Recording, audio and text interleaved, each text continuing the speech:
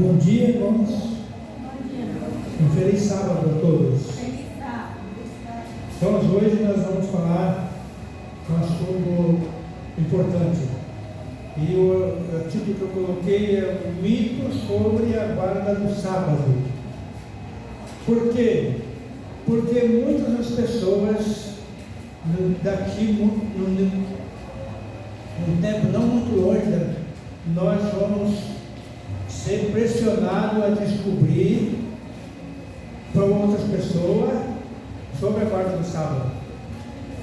E eu quero fazer hoje, trabalhar assim. Eu vou fazer algumas perguntas, mas ninguém responde para mim nem para ninguém, responde para você mesmo. Eu vou dizer só os textos e você vai conferir na Bíblia. Por quê? Porque no livro de Atos, no capítulo 17, no verso 11, diz, o que diz lá? Diz que os bereanos eram mais nobres do que os de Tessalônica, porque eles examinavam a Escritura todos os dias, para ver se de fato o que Paulo estava dizendo era verdade. E hoje acontece o mesmo conosco. Nós examinamos a Bíblia, está no livro de Atos, capítulo 17, verso 11.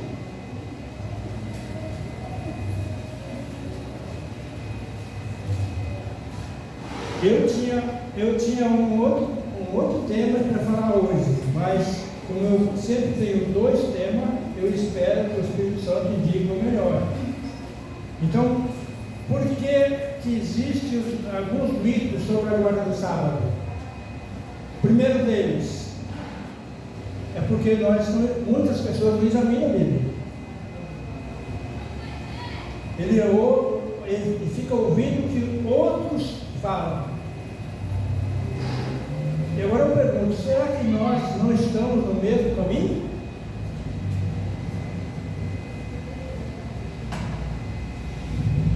Então, eu vou usar de uma maneira diferente hoje. Muitas pessoas, quando falam do sábado, vai logo para Êxodo 20. Mas não é lá para lá que nós vamos. Nós vamos citar alguns textos do Êxodo 20, mas nós vamos, que é o 10, lá está o 10 mandamentos, mas nós vamos para outro rumo. Por exemplo, muitos dizem que a lei de Deus foi cravada na cruz. Eu pergunto, aonde que alguém encontrou isso na Bíblia?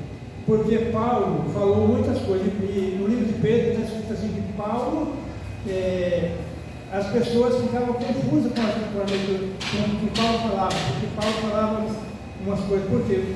Mas os argumentos de Paulo eram contra a lei cerimonial, porque o povo judeu não queria largar, principalmente a circuncisão. Eles não queriam deixar que essa cerimônia chegou na cruz e elas ficaram, terminou. Segundo Daniel, capítulo 9, verso 27, lá diz que quais são as coisas que iam ficar pregadas, iam terminar nos dias da morte de Jesus, que eram as leis cerimoniais, né?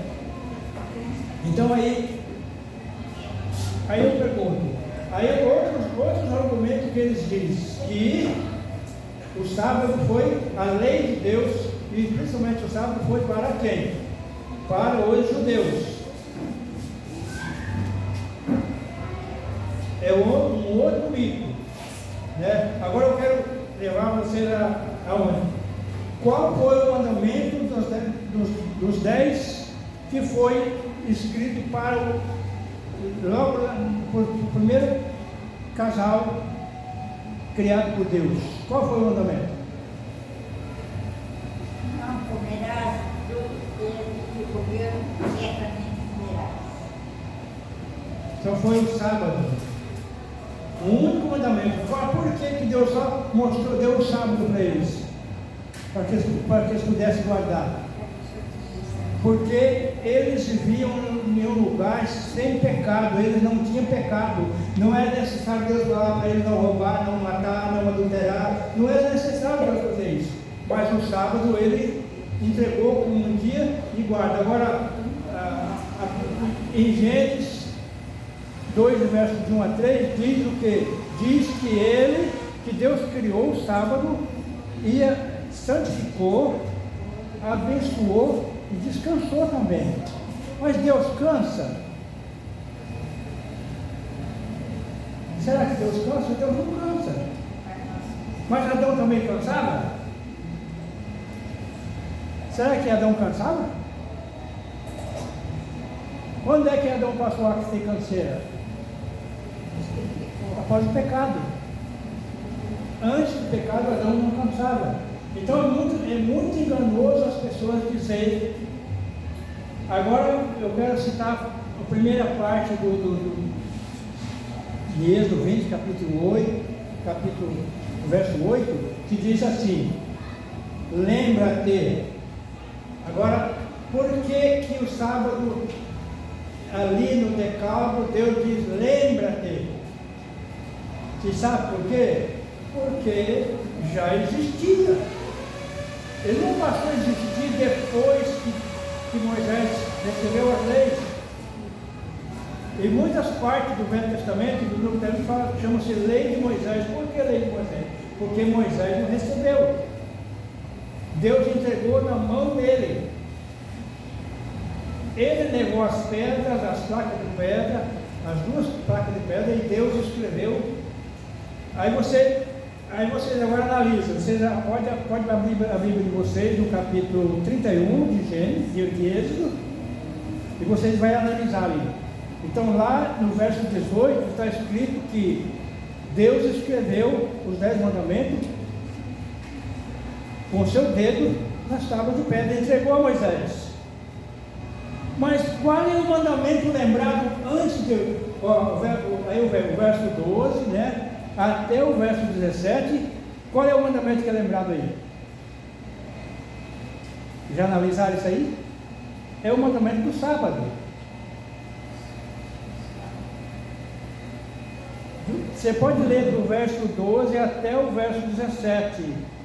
Aí é lembrado, aí fala assim, aí depois diz assim, que Deus escreveu, verso 18, Deus escreveu nas tábuas de pedra e entregou a Moisés com seu dedo.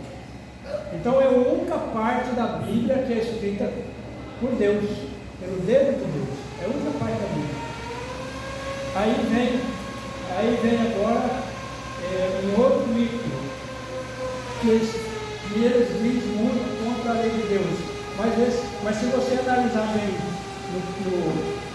algumas Bíblias, algumas traduções, elas dizem assim,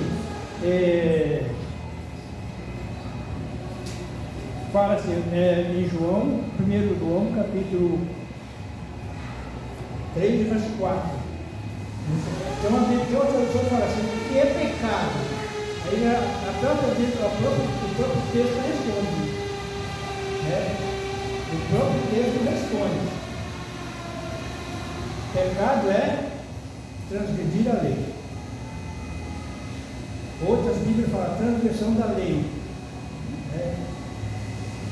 Então, esses são uns textos que às vezes nós deixamos eles para trás. As pessoas usam ele como se fosse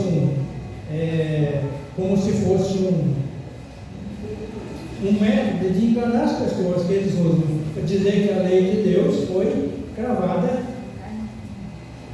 na cruz. Uma outra coisa que a gente tem que analisar bem no livro de Tiago, capítulo 2, verso 10, que diz o quê? Diz que aquele que guarda toda a lei, mas tropeça em um só ponto, se torna culpado de todos. Você pode ler a Bíblia de capa a capa, você não vai encontrar um texto da Bíblia que fala contra o sábado. São mitos que as pessoas usam. E agora, voltando lá para o primeiro texto, sobre examinar as Escrituras. Eu quero perguntar a vocês, será que nós estamos examinando as Escrituras de acordo com o que ela manda? Sabe por quê, irmãos? Que vai chegar um tempo em que nós vamos ser procurados por pessoas que teve enganado por muito tempo nas suas igrejas, e nós não vamos saber responder, porque Satanás, ele é um ser criado por Deus, mas que pecou, que hoje virou demônio e está aí, e ele é chamado na Bíblia por nome, o nome dele é dragão. Vocês podem pegar aí e ler o texto em Apocalipse, no capítulo 12, no verso 4, que diz que ele é chamado como se fosse um dragão. E o que ele faz? O que a Bíblia diz? Fala, no verso 4 diz que ele tem o quê? O que ele tem aí? Ele tem uma cauda, um rabo.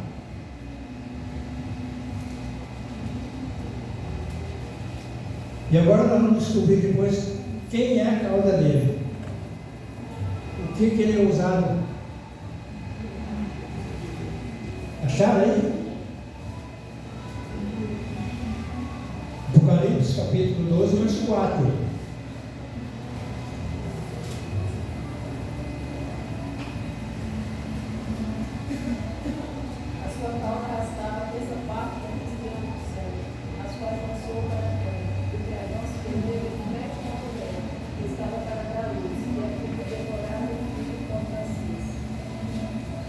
Não fala que ele tem uma cauda?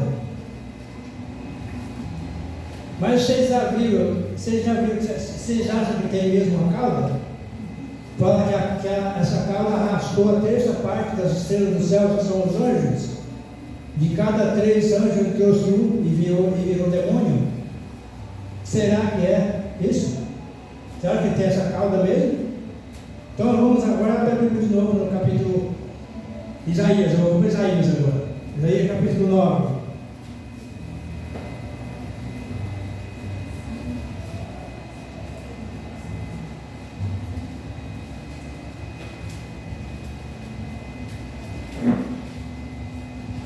E o verso 15.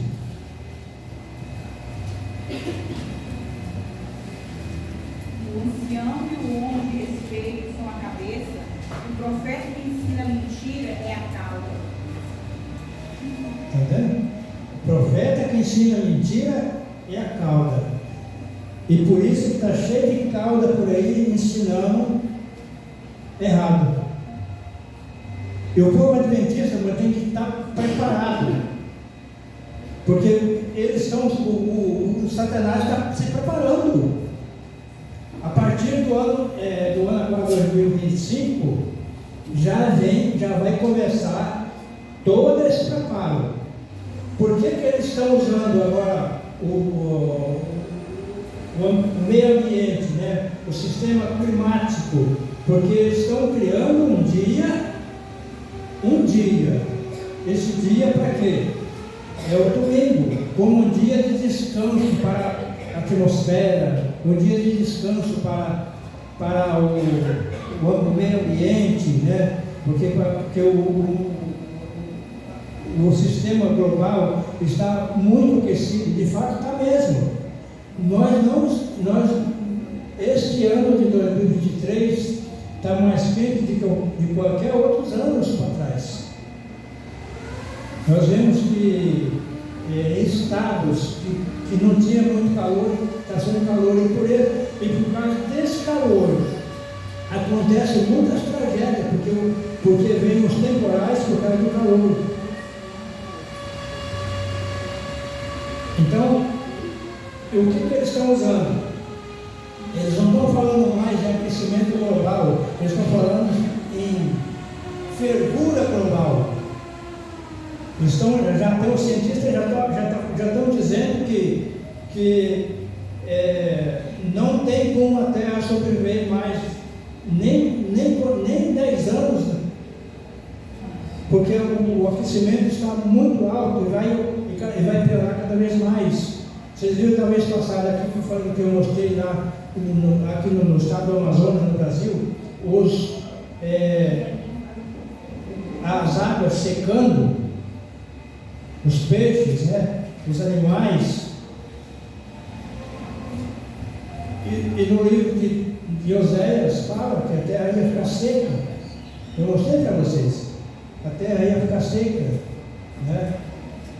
Ia morrer os animais, até os peixes. E nós estamos vendo isso agora. Isso já vem acontecendo devagar. E agora, esse ano, foi com mais intensidade. Se você olhar vários vídeos, se você olhar como é que está o Amazonas, os rios do Amazonas, os barcos, grandes barcos, tudo parado no seco, sem água. E agora, está com uns 15 dias que veio a notícia também que o governo americano quer arrumar um jeito de fazer com que o sol esfria. Não existe, irmão, ninguém na face da terra que pode fazer o sol esfriar. A Bíblia diz ainda, Apocalipse, que ele ia se aquecer 7 vezes a mais do normal. Tem muitos lugares aí já passando dos 50 graus. Então eles estão usando isso para ir contra quem? Contra a lei de Deus. Eles querem criar um dia, e esse dia é o quê? É o primeiro dia da semana. Então vai chegar um momento em que os adventistas vão ser pressionados para saber sobre a verdade do sábado. Por que vocês guardam o sábado? Porque nós vamos ser procurados. E se nós não souber nada disso, não adianta nada. Ele mais diz que nós temos que, quando chegar aos tribunais, nós temos que ter muro de versículo bíblico em volta de nós, como se fosse um muro de corda na nossa mente.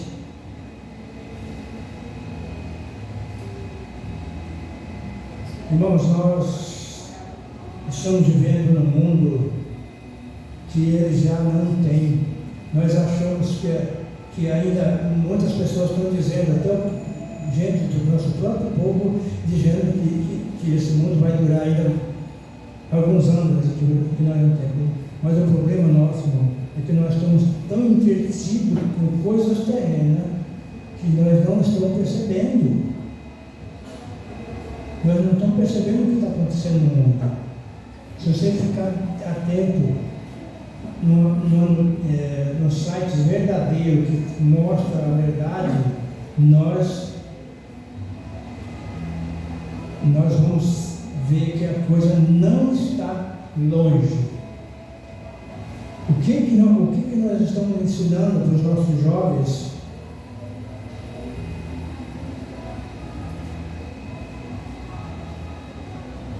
Antigamente, o povo de Deus tinha uma preocupação muito grande nos anos 50, nos anos 60, né? Na verdade, 20 anos, dos anos 40 até os anos 50, até os anos 60. O que eles queriam? Procurando lugar. Por que hoje o Amazonas, Rondônia, Mato Grosso, é cheio de pessoas, de igrejas adventistas? Tem lugar em Rondônia que de cada 3 pessoas, um é adventista. Isso foi um rapaz da Assembleia que ele falou. Um é adventista. Por que isso? Porque Deus deslocou, ficou na mente dessas pessoas que eles tinham que fugir para os lugares distantes, onde tinha recursos para eles comprarem terra, e eles viver melhor. Para quê? Melhor distante das coisas que iam acontecer, com medo de perseguição. Isso há quantos anos atrás? Quase 70 anos atrás. Muitos anos atrás. E agora esses lugares estão hoje evangelizados. Só numa das segunda cidade maior de Rondônia, estava até esse tempo aí, até 2000 mais ou menos, com 40 igrejas organizadas. E todas as cidades de Rondônia você encontra muitas igrejas. e muitos adventistas. Numa cidade, hoje se chama Cabaçal, mas antes, essa cidade foi começada por adventista. Que diz a pessoa que eu conheci que morou lá, que começou, que chegou junto com o povo, eles fizeram as suas tendas beirando a estrada, na mata, porque ali era onde cada um era no seu terreno. E quando eles, na hora do pôr do sol, os hinos do pôr do sol eram entoados na mata. Irmão, hoje, essa parte que a Bíblia ensina, que nós temos que estar na hora do pôr do sol, prontos para... Isso diminuiu muito. Às vezes a gente encontra pessoas ainda indo para o mercado quase na hora do pôr do sol. Agora vamos lembrar, no livro de Tiago 2, verso 10, o que esse texto diz? A tradução antiga fala assim: aquele que guarda toda a lei tropeça em um só ponto. E um dos pontos é o pôr do sol. Eu quero encontrar esse texto ainda, eu nunca encontrei, mas porque está escrito no testemunho para a igreja que os anjos de Deus passam em cima da casa dos adventistas no sétimo dia, meia hora antes do sol entrar, para ver se eles já estão prontos para receber o sábado. Esses são um dos pontos que nós negligenciamos. Eu falo nós, eu também estou incluído. Nós negligenciamos. Porque às vezes, porque agora no sábado, a preparação para o sábado, ele começa, não é na sexta-feira. Sexta-feira, no livro de Lucas, chama dia de preparação, mas não é na sexta-feira. Essa preparação no livro de Lucas não é preparar a nossa casa, preparar tudo. Nós temos que deixar a semana para o sábado mais bem organizada, mas a correria nossa é tanta que nós não conseguimos. Fica muita coisa para sexta-feira. E não quero dizer, irmão, a Bíblia deixa muito claro que é negligência. E uma das coisas que Deus não aceita, negligência. Negligência não é aceita por Deus, porque a negligência é feita, é criada da nossa parte, não de Deus, mas da nossa parte. Existe muita coisa para nós, para ser um cristão verdadeiro, que nós precisamos consertar. Porque Deus não aceita pessoas, vai só pessoas sinceras e fiéis. Fiéis a tudo para entrar no reino de Deus, porque Deus não vai querer que aconteça, ou não vai existir mais chance para o pecado. Deus não errou o ser humano, mas Deus ele quer erradicar o pecado para sempre, quer acabar com o pecado, quer acabar com o mal. Então, para nós entrar no reino do céu, nós temos que ter certeza. Por isso nós passamos por provas. As provas que venham, ela vem para nos purificar. Todos os aspectos da nossa vida, nós temos provas. Por mais bem sucedido que nós estamos aqui na terra, nós temos prova. Então, bens materiais nós não podemos considerar, ela é uma bênção de Deus que Deus nos dá, mas ela não é segurança de salvação, não é segurança de vida. Porque se bens materiais fossem segurança para a nossa vida, não tinha muitas pessoas bem-sucedidas que tirou a vida com a sua própria mão. Eu já vi uma mulher que tinha tudo na mão, fazenda, carro, bastante, loja boa, tudo. Um dia ela amanheceu pendurada numa corda. E a gente olhava para aquela mulher, parecia que ela era feliz, ela atendia a gente tão bem na loja dela, ela tinha uma loja de pneus. Então quando a gente chegava lá, loja de pneus e alinhamento de carro, quando a gente chegava lá, a gente era bem recebido, porque a mulher tinha uma alegria tão enorme. Um dia a mulher se pendurou numa corda, morta. O marido saiu para a fazenda, quando ele voltou, a esposa está morta. Agora, pode explicar? Alguém pode explicar isso? Então a explicação é a única coisa, irmão. Deus não aceita esse tipo de coisa, por quê? Porque nós achamos que nós podemos colocar em nossa mente, no nosso corpo, na nossa vida, bens materiais como solução para tudo. Não é isso. Você pode ter o dinheiro que você pode ter o melhor emprego, mas você vai ter, isso não preenche, nós temos sofrimento. Eu trabalhei para gente muito rica, era dono de quase todo o Mato Grosso do Sul, em fazenda, mas ele dizia: felizes são vocês que não têm nada, porque eu, com tudo que eu tenho, eu não tenho felicidade. Vocês podem comer o que vocês bem entendem comer, eu não posso comer o que vocês comem, tudo que vocês comem, não posso andar aonde vocês andam. E já morreu esse homem. Era um homem da família mais rica do Mato Grosso do Sul, a família dos Coelhos. Então, então por isso a gente vê que os bens materiais não enchem a nossa vida. Nós precisamos de Deus, de Jesus, porque quando Ele voltar, Ele quer encontrar que nós estejamos preparados. Espero que Deus nos ajude, que Deus nos conforte com o Seu Santo Espírito, e a gente precisa de colocar Deus em nossa vida. Então eu quero terminar aqui somente com uma oração. Espero que Deus abençoe a todos vocês, todos nós, que no próximo sábado estaremos novamente reunidos aqui, e que possamos pensar nisso, irmãos. Nós precisamos pensar que somente Deus, somente Jesus preenche o nosso vazio, a nossa falta. Tudo é Deus, mais nada.